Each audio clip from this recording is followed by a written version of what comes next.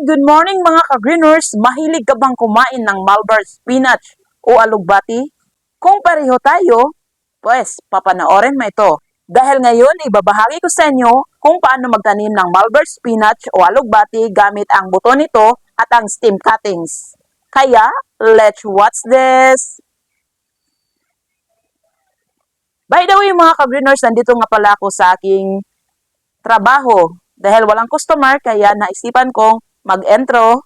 Kaya tara, magtanim na tayo! Meron ako ditong dati nang naitanim na Malbar spinach o alugbati. So dahil may mga buto, kaya kukunin natin ito para may maitanim naman tayo na bago.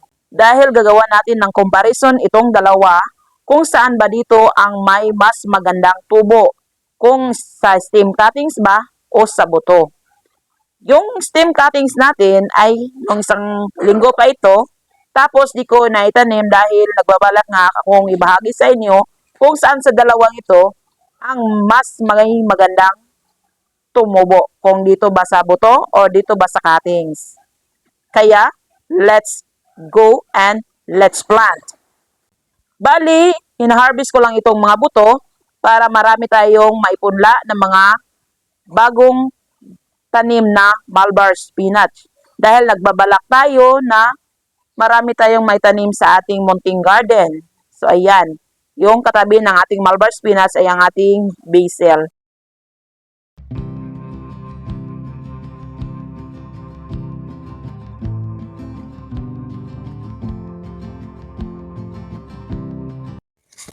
Hi, good morning mga ka-greeners. So nandito tayo para magtanim ng Malbar spinach. Kung alin ba sa dalawang ito ang unang mabubuhay? Comment down below sa mga sagot niyo. So bago natin sisimulan ang lahat, of course, ihanda muna natin ang ating pagtataniman.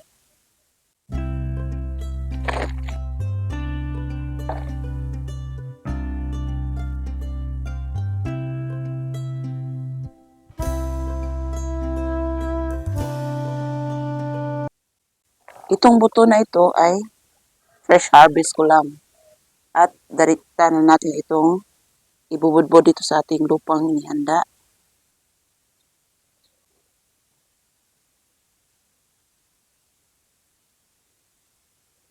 Ayan. Tapos takpan natin ng bahagya.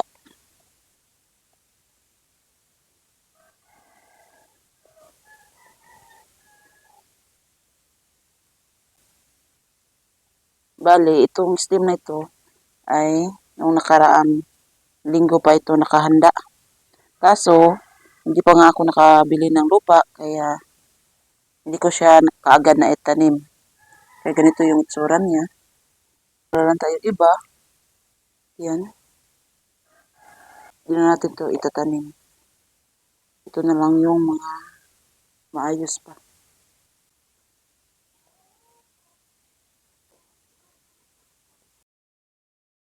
Kung mahilig ka magkumain ng Malbar spinach, ang itong stem, huwag nyo itatapon sapagkat ganito yung gagawin nyo para magkaroon kayo ng sariling alugbati.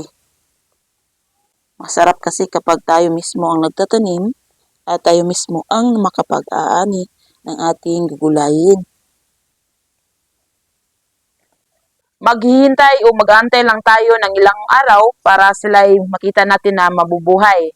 Dahil sa nagbabalak tayo na magkaroon ng maraming tanim ang ating munting garden, kaya ito ang aking ginawang paghahanda. Kaya let's watch this, dahil ito ay karugtong ng ating ginawang pagtatanim ng mga Malbar spinach.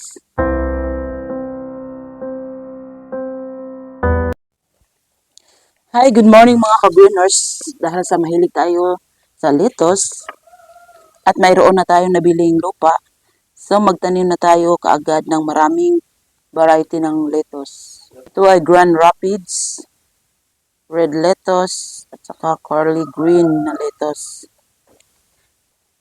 Bale, itong tatlong ito yung freebie nung nag-order tayo ng hydroponics kit.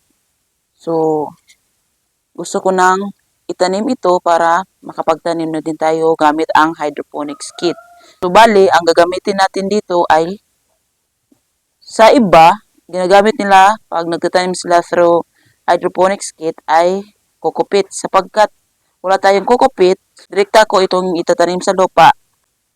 Titingnan natin kung ano ang kanilang tubo compared sa mga napanood natin na kokopit. At meron din tayo ditong sunflower at ang aking red lettuce na kadalasan ginagamit dito sa aking garden. At itong seedling tray na ito mga ka-greeners ay kasama din ito sa ating hydroponics kit.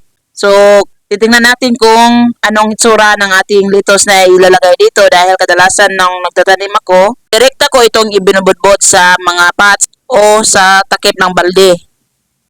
Dahil nagbabalak tayo na magkaroon ng maraming lettuce sa susunod na buwan, kaya hito tayo ngayon nagpupunla ng maramihan para sa darating na buwan ay may marami tayong maani. Hindi lang lettuce ang balak nating itanim. Nagbabalak din tayo na magkaroon pa ng iba't ibang gulay gaya ng loya, kamatis, lettuce finger o okra, at sa mga pichay, pak choy at iba pa. Kaya samahan nyo ako mga ka-greeners sa aking gardening journey dahil marami pa tayong masusubukan na itanim. At tanong ko sa inyo mga ka-greeners, ano ba ang mga gulay o prutas ang gusto nyong itanim ngayong Marso? Comment down below sa mga sagot nyo para mapag-usapan natin yan. So ayan, inihanda ko na ang mga lupa ang gagamitin natin sa pagpupunla ng ating mga buto ng lettuce at saka ng ating sunflower. Ididiin lang natin ito. Ayan. Tapos, ibubudbud natin itong ating mga seeds. Carly green. Gagawa din tayo ng comparison mga ka-greeners. Itong mga seeds na na-order natin kasama ang hydroponics kit. Magtatanim tayo dito sa lupa at magtatanim din tayo through hydroponics na mixture. Para makikita natin kung okay lang ba na matanim natin ito sa lupa. At ang ating kadalasan ginagamit na seeds ng lettuce na kadalasan tinatanim dito sa aking garden ay ito-try din natin itong itanim sa hydroponics mixtures. At may instruction dito, ang lettuce seeds usually take 7 to 10 days to germinate. During the germination process, make sure that your plants are getting the right amount of sunlight. The soil is consistently moist. Ayun. Yun yung direction ng pagtatanim ng ating Carly green.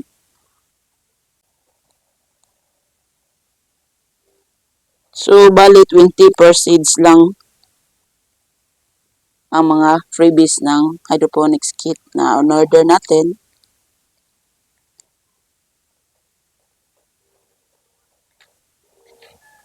3, 6, 9, 12.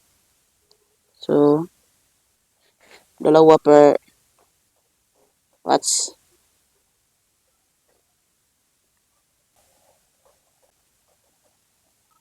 Hindi masyadong makita kasi singkulay ng lupa ang ating Carly green.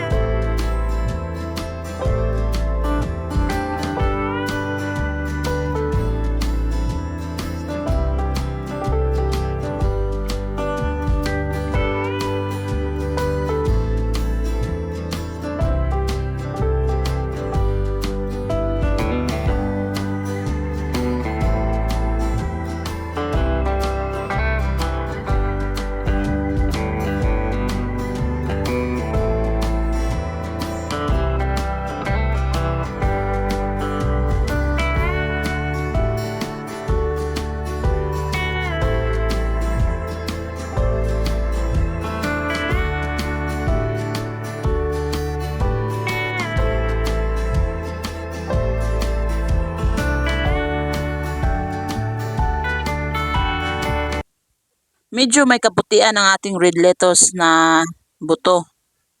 So ayan, ibudbuda natin. Hinahayaan ko na lang sila na magsiksikan.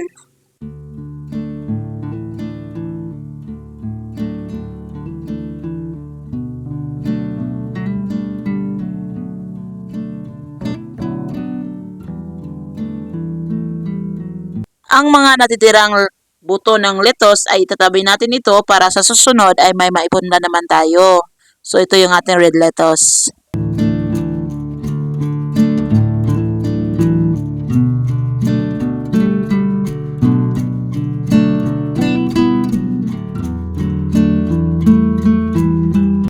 So ayan yung mga naitanim natin na mga Malabar spinach. Mag-aantay lang tayo ng ilang araw para makikita natin ang kanilang pagtubo. Dahil bago pa lamang sila sa pagtatanim ay ilalagay natin ito sa mga shady na lugar para hindi masira ang mga bago nating tanim.